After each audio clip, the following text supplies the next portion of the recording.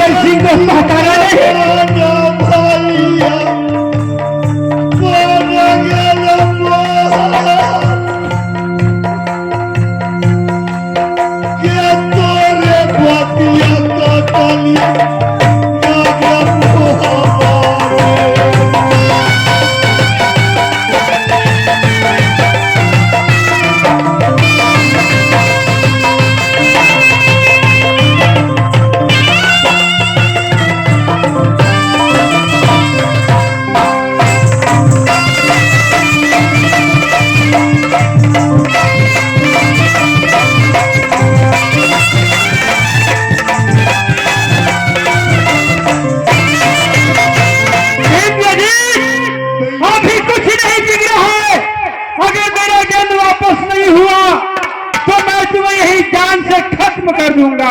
भैया बोलो, आप मुझे विश्वास कीजिए। क्या विश्वास करो? खून पी जाऊंगा, खून। मैं अपनी माँ फूला की कसम खाकर कहता हूँ, मैं गेंद नहीं चुराया। तुम ऐसे नहीं देगा। जब तक तुम्हें मारते मारते मैं बेहोश न कर दूंगा, तुम सच्चाई पे नहीं आओगी। तुम बहुत खुखुर है, मैं जानता हूँ। दया ना करेगा भैया,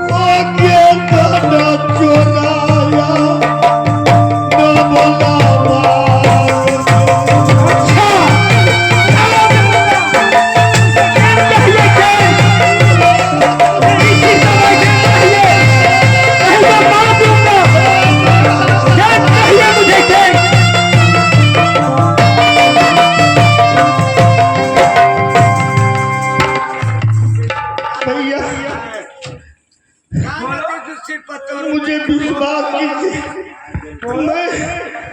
मैं आपका गेंद नहीं चुराया भैया। मेरा गेंद कहाँ गया?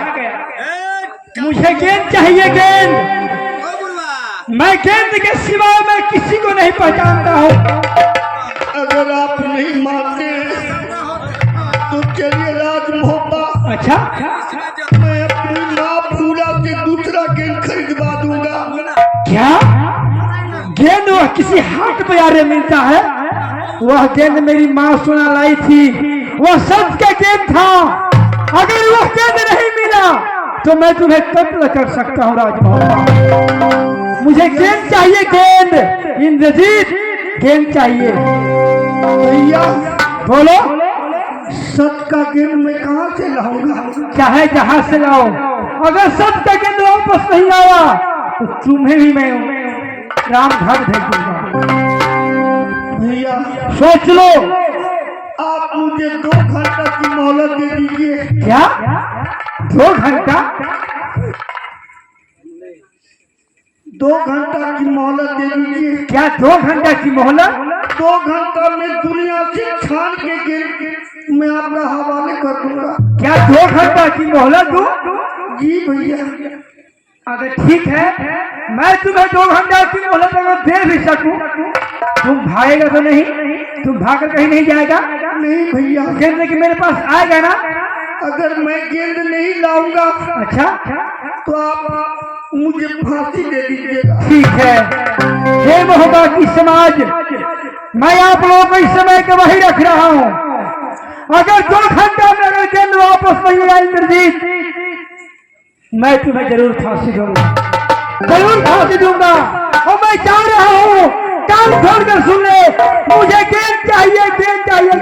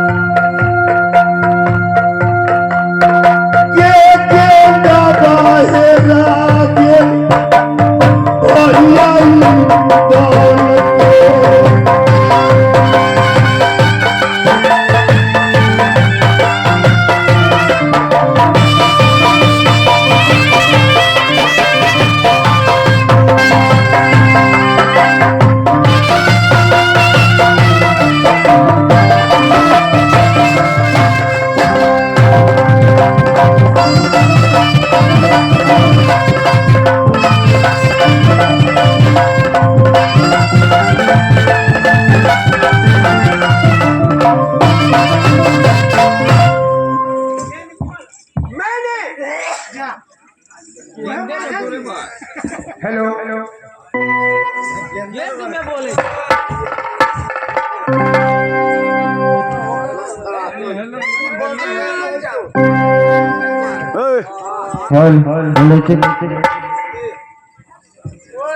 एक गेंद तो मैंने लाई थी इंद्रोशन से, मैंने बेटा इंदौर खेलने के लिए दिया था। एक गेंद कौन ऐसा व्यक्ति है कि मैंने अपनी महल में बैठी थी, गेंद उड़ कर आया और मेरी सीना में ऐसी गिर की चोट लगा है कि हमारी सीना की हड्डी टूट गई है। सीना या पटुता के लड़की सोना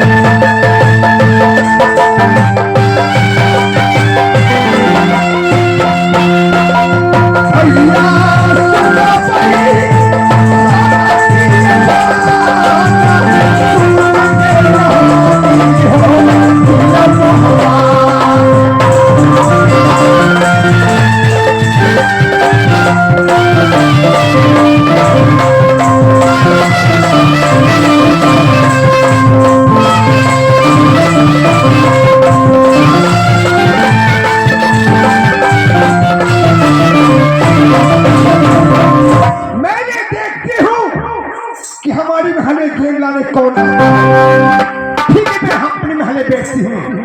हमारी महल में गेला में कौन आता है? बता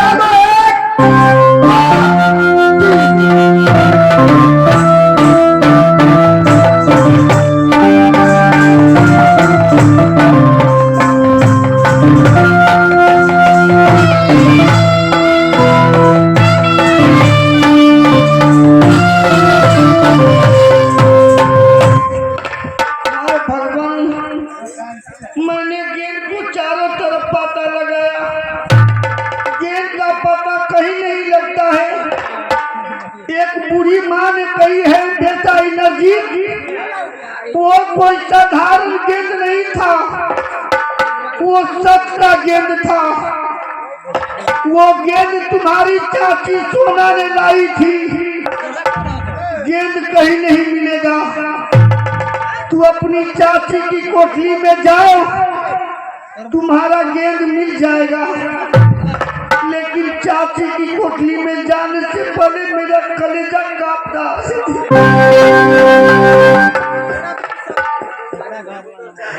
नहीं, अगर मैं गेंद नहीं ले जाऊंगा तो मुझे भैया भी जिंदा नहीं छोड़ेंगे। मैं चाची की कोठरी में जा रहा हूँ।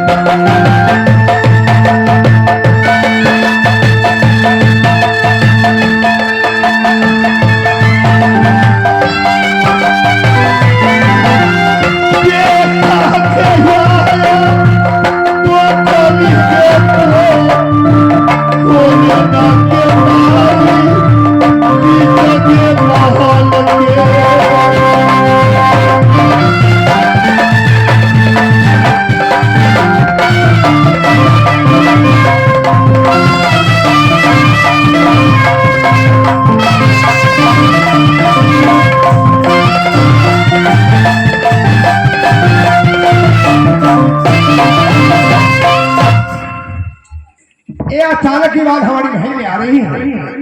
माँ महक कह करके पुकार कर रहा है। फिर मैं अपनी दरवाजा खोलती हूँ। ये खोलती के बारी अब सोना या पानी को खाती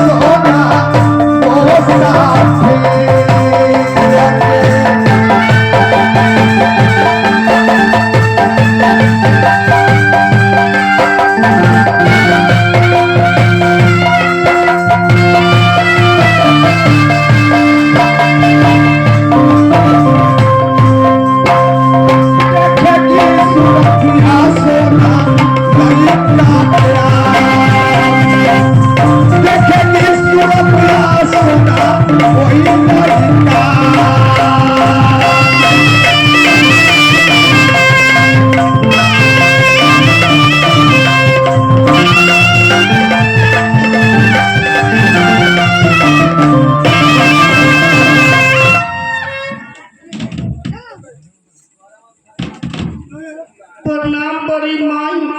क्या है? बर्रीमा करने आया है? क्या बात है? बड़की माई। बड़की माई। अरे बाप रे बाप। मैं एक सवाल पूछने आया हूँ बड़की माई। क्या पूछने आया है? ये बदलाव तूने भैया इधर का गेम दी थी ना? हाँ मैंने दी थी। मैं भी गया था खेलने के लिए। मुझे भैया जी बुला कर ले गए, मार की कुटली थे। क्या क्या इंदर बुला कर ले गया? जी तुम्हारी माँ की कोठरी से ले गया बुला कर? तो क्या हुआ है? पहला अवसर भैया इंदर के मिला। भैया जी जब गेंद मारे तो मैंने रोक लिया। मेरा अवसर आया। मैं जब गेंद फेंका भैया इंदर से नहीं रुकाया,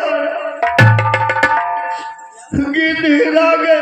तो हेरा गया भाई, इसी बहाने तुम्हारा गेंद आया है। गेंद कारण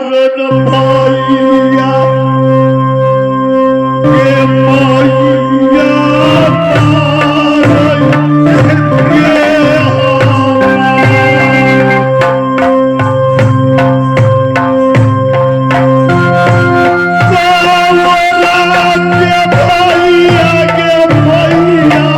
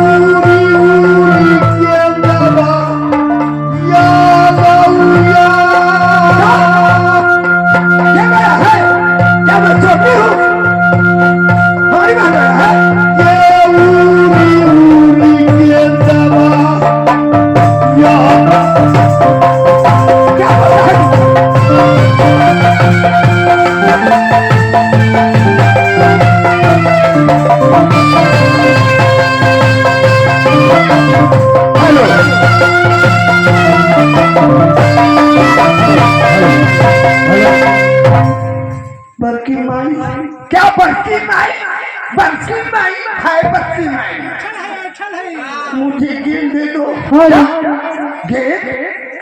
भैया जी मुझे 2 घंटा की मोहलत दिए हैं।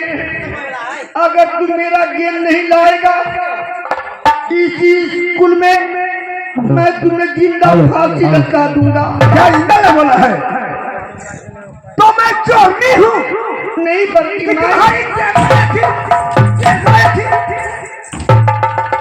चोटी हूँ। जेहिने बेटाई दला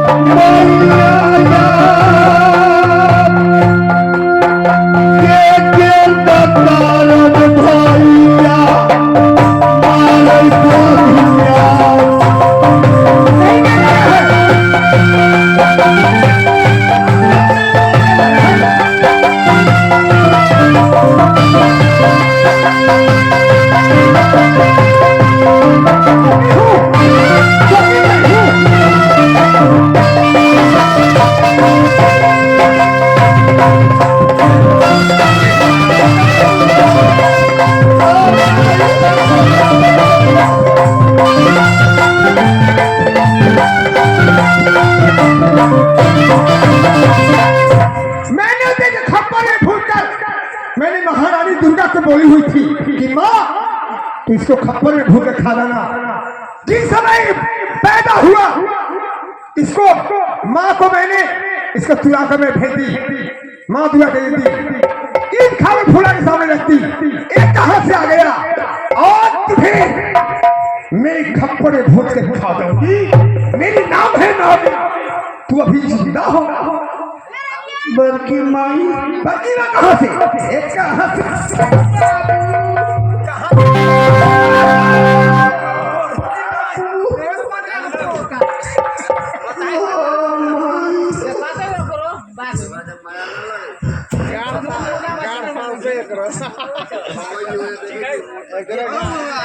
चाहे जाना ले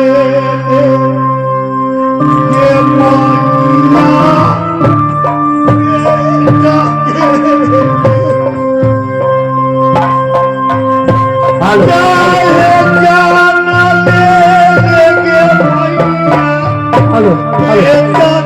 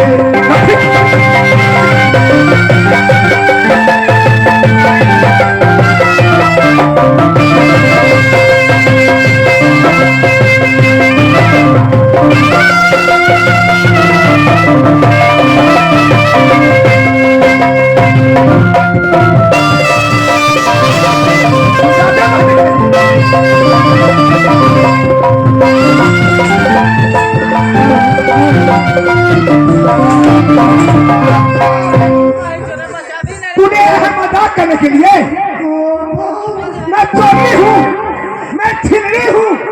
क्या अधिकार तुम्हें है कि मेरी महल में आने का? हमारी महल में तुम्हें अधिकार है आने का? पूरा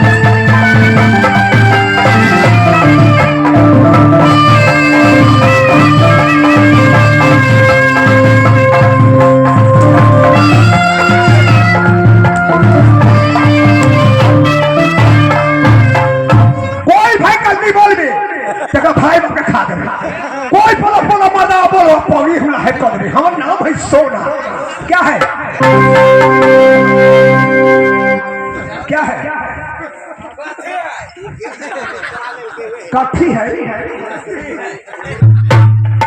मैं चोरी हूँ, हमारी महल में आया है गेंद लाने के लिए। गेंद दे दो, गेंद दे। एक गेंद हम रखें। वो धिया पुता पूछिए ले लखा था कि मारिए देव। धिया पुता हाँ वो धिया पुता है। धिया पुता ना आ तू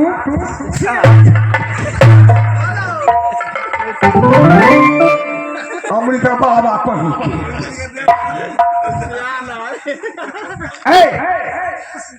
थरथरो न देश हमारी महल में नहीं आया था।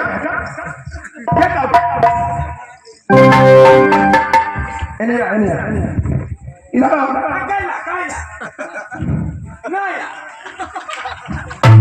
मैं कह रही हूँ हमारी महल में दिन नहीं आया है। तू कह रहे माँ बर्की मैं कहिया के तोड़ बर्की मैं ऐसा भूत झाड़ दो तो रफा रफा रे सारा धुआं सोना को खाली।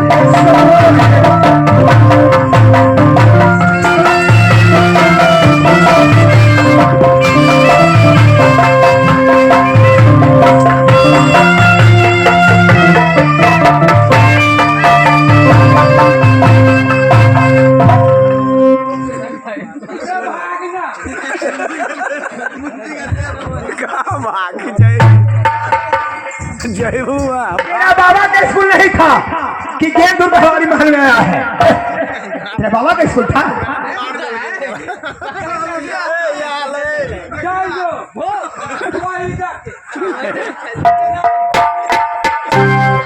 चलो तेरा बाबा का स्कूल नहीं था।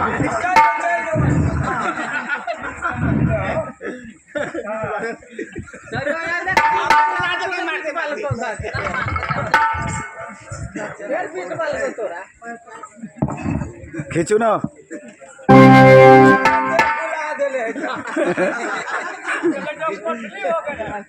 इतना चलते हम लोग कोई झाड़ू ना सुन ले छी झाड़ू ना तो लो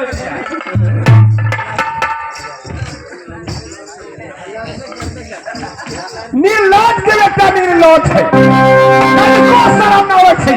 निर्लज्जा कैसन है रे जो जो लगिया रे तोरा शरम ना रे या भैया।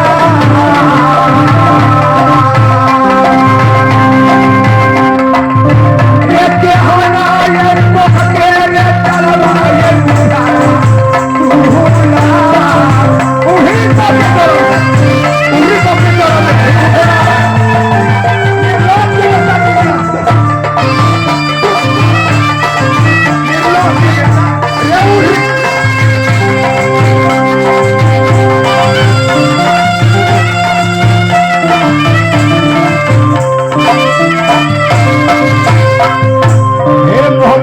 समाज मैं आपका गवाही देता हूँ। ये अभागिन मुझे इतना मार मारी, मैंने सोचा मेरी माँ फूला मार रही है, मुझे कोई दुख नहीं हुआ। ये अभागिन मुझे इतना गाली दी, मैंने सोचा माँ गाली देती है तो पुत्र को आशीर्वाद मिलता, लेकिन यह भागी मुझे पिताजी को निर्लज बनाती है। मुझे बाबा को फील्ड खोजती है। तो बाबा का फील्ड बाबा के स्कूल हो। अनर्थ हो गया, अनर्थ हो गया। आज तक किसी नारी के मोहब्बत साहस नहीं हुई कि हमें बाबू को निर्लज बना सके, हमें बाबा को गाली दे सके। मेरी माँ ने कसम खिलाई थी, बेटा इंद्रजीत, भैया इंद्र पर हाथ नहीं छोड़ना। महारानी सोना पर मेरी माँ कसम नहीं खिलाई। आज ईद की जवाब पत्थर से दूंगा, ऐसी जवाब महारानी सोना की कान खर्रा जाएगी। निकाल महारानी सोना। हाँ, तुझे कह रहा हूँ। क्या कह रहे हो? हाँ हाँ, क्या कह रहे हो? ये मेरे बाबा का फील्ड है, मेरे चाचर बाबा का फील्ड है। तुम्हारा संजय बाप को फील्ड नहीं है। क्यों? मेरा बाबा का फील्ड है। मेरा बाबू निर्लज है, मेरा बाबू निर्लज है। के धन के बाबू गेलऊ तो लगे फना के लगी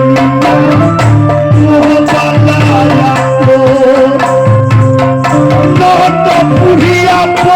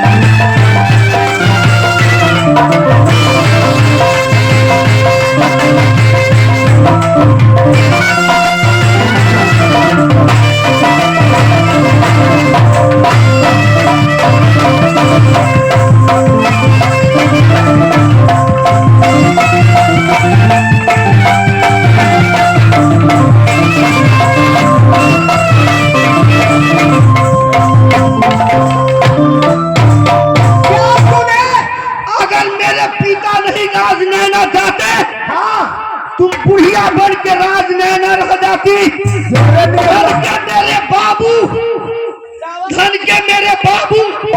जो नैना जाकर तुम्हें डोला मोहब्बा लाया, यहाँ के राज रानी बनाया, आज तुझे बाबू को निर्लज बनाती है।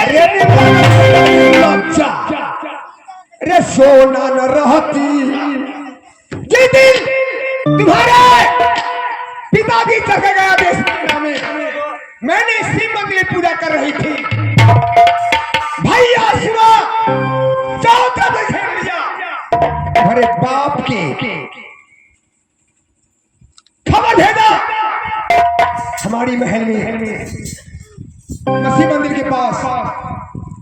अरे रोटी बना के हमारा खाली लग जाइया,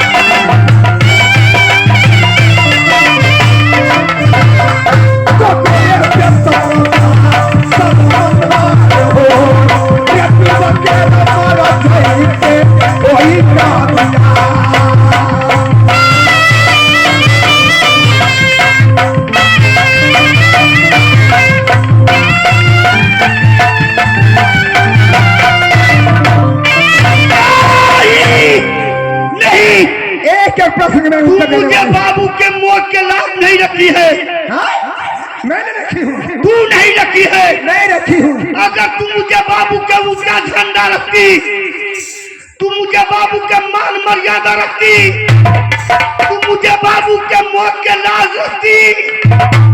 घर के चल गई के पतारिया तेरा जो जो के उड़ोरी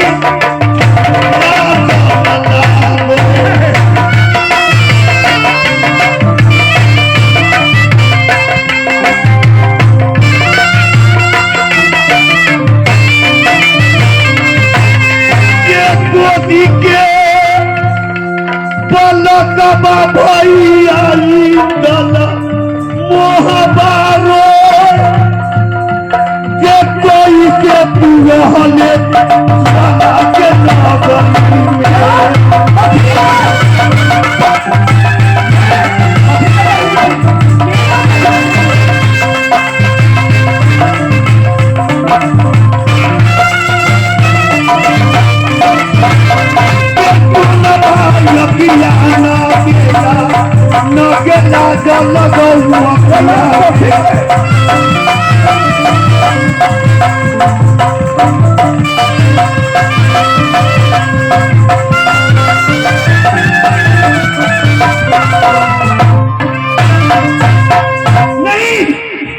मैं क्या कर रहा हूं?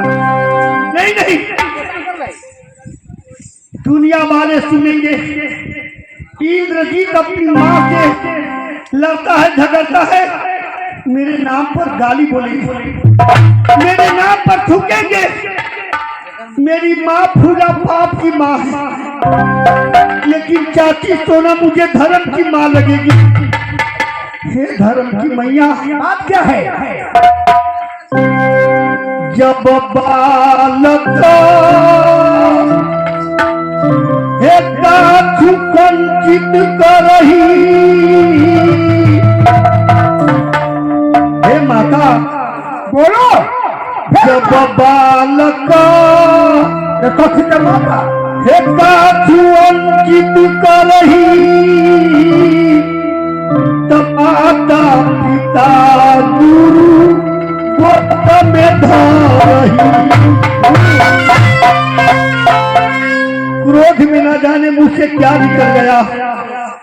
मैया तू मेरी धर्म की माँ, तू मुझे गेंद दे दे, मैं चला जाऊंगा, कोई बकवास नहीं करूंगा, मुझे कोई बकवास नहीं है। नहीं जानती हूँ, नहीं जानती हूँ, नहीं। माया माँ चीज क्या होगी? सुन सुन सुन, माता जानकी जब सती अनुसुईया के आश्रम में पहुंची तो माता अनुसुईया कहने लगी, हे जानकी, हे पुत्री, हेलो, 4 प्रकार की औरत होती है इस धरती पर। 4 प्रकार की औरत होती है, उत्तम, मध्यम, नीच, लघु। कि उत्तम के मन बसहु गोसाई, सपनों में आन पुरुष जगनाई। हे पुत्री, उत्तम जो नारी होती है वो सपना में पराया पुरुष को ख्वाब में भी नहीं देखती है। मध्यम परपति हे देखहु कैसे, पिता पुत्र भ्राता निज जैसे। जो मध्यम नारी है वो सबको एक समान से देखती है। ये मेरे ससुर है, ये मेरे सास है, ये मेरे पति है, ये मेरी ननद है। वो मध्यम का काम है, नीच का काम है। पति रहत पर पति रति करही, जो नीच नारी होती है, पति रहत पर पति रति करही, असोर बनल ककल पर। हर एक गाँव में मेरी भी माँ बहन है, आप लोग की भी माँ बहन है। जब कोई लड़की शादी करके जाती है तो गांव में कहते हैं फल्ला के दामाद मर गया, फल्ला के बेटी मुस्मात हो गया। नहीं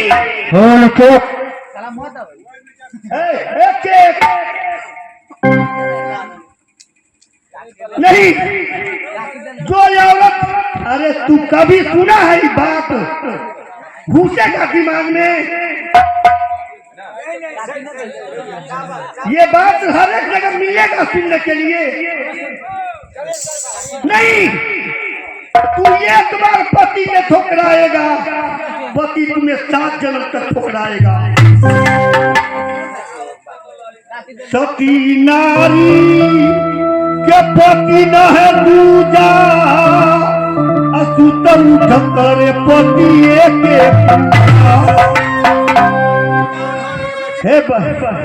हे बरकी माई, मुझे गेंद दे दो, मैं चला जाऊंगा, मैं कोई बकवास नहीं करूंगा। मैं कह रही हूँ, मैं गेंद कहाँ से दूँ? हमारी महल में तुम्हारा मुझे पहचानती नहीं है? तूने मुझे इतना मार मारी, मैंने चुपचाप सह गया, ये मेरा एक रूप था। तूने मुझे इतना मार मारी, इतना गाली दी, मैंने माँ समझकर, चाची समझकर बर्दाश्त कर दिया। ये भी मेरा एक रूप था, मेरा एक और रूप है। क्या होता है?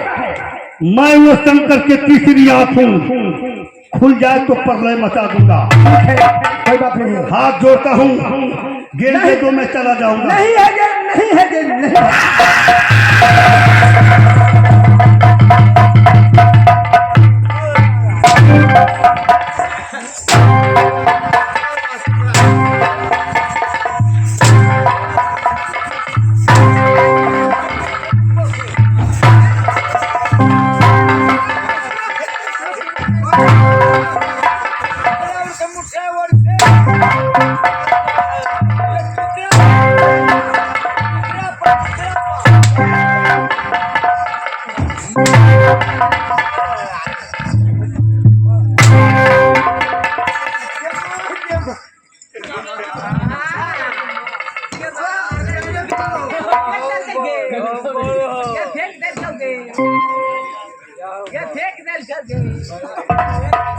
क्या है कि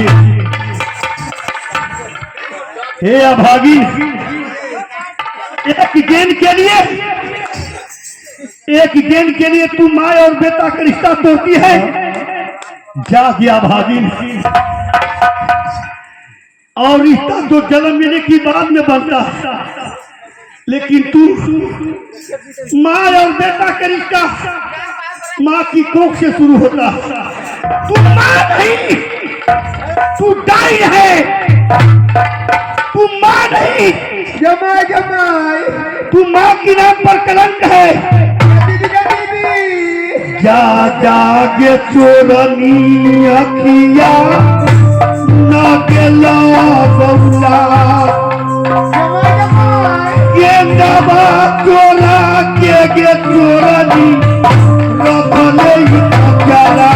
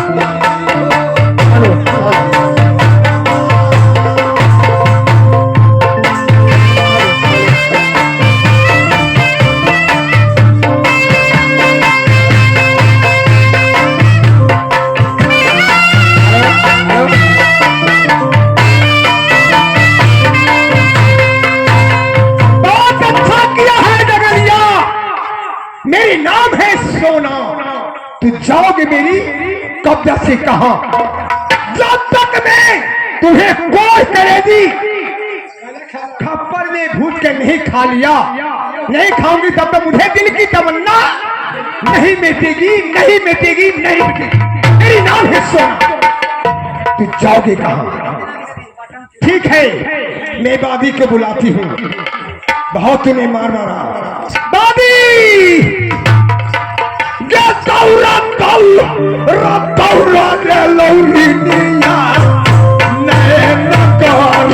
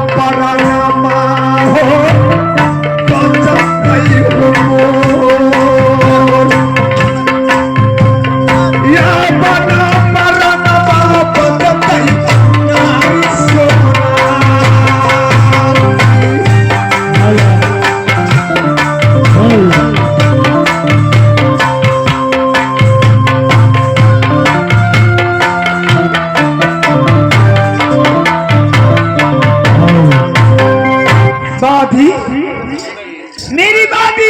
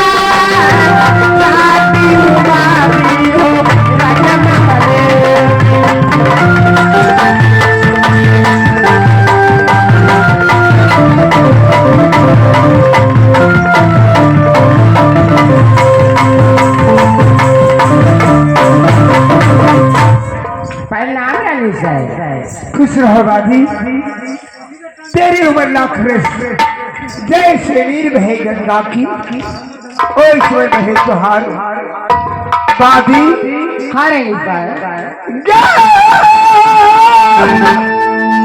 रानीता मुझे किस लिए बुलाई?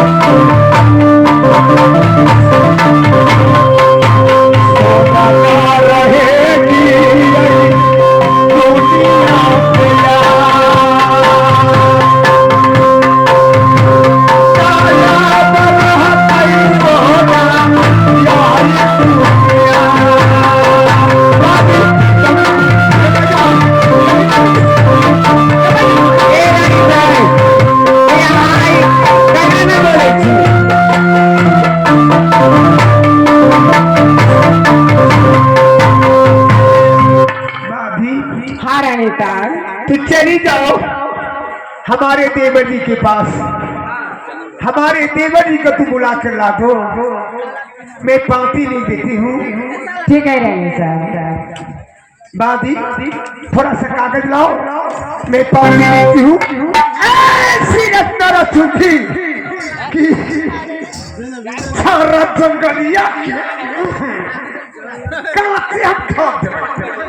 बस्ता हम रहे दे पदो पोता झुंड के हमर नाम ही सो बादी हाँ रहेंगे साहब। जा बादी मेरे देवर के पास, अगर कागज नहीं तो मैं अपना बलि देती हूँ। गया लगा बला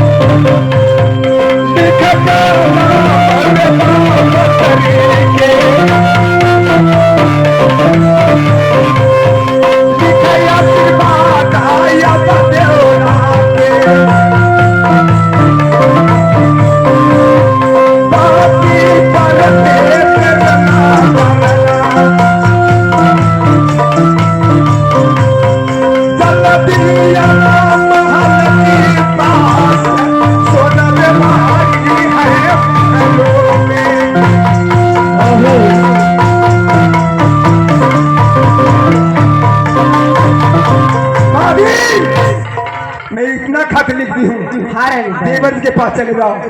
देवर जी लिखती हूँ खत खून से, स्याही मत समझना, मरती हूँ तेरे याद में जी नामत से उठना। जाओ रे चिट्ठी चमकते चमकते भटकते भटकते मेरे देवर जी के देवर जी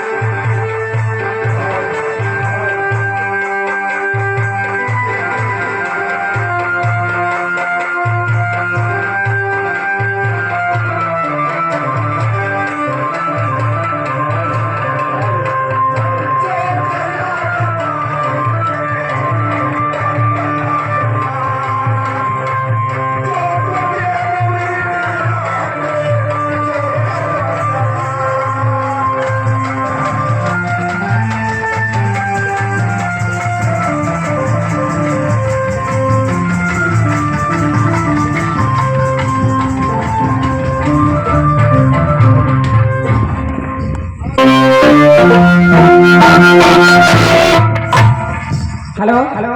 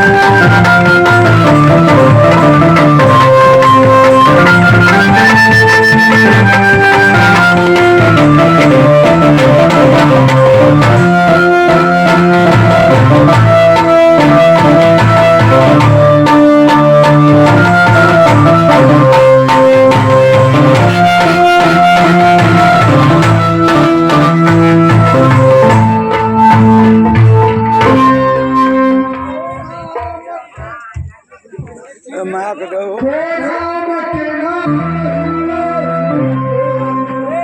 बैटिंग कर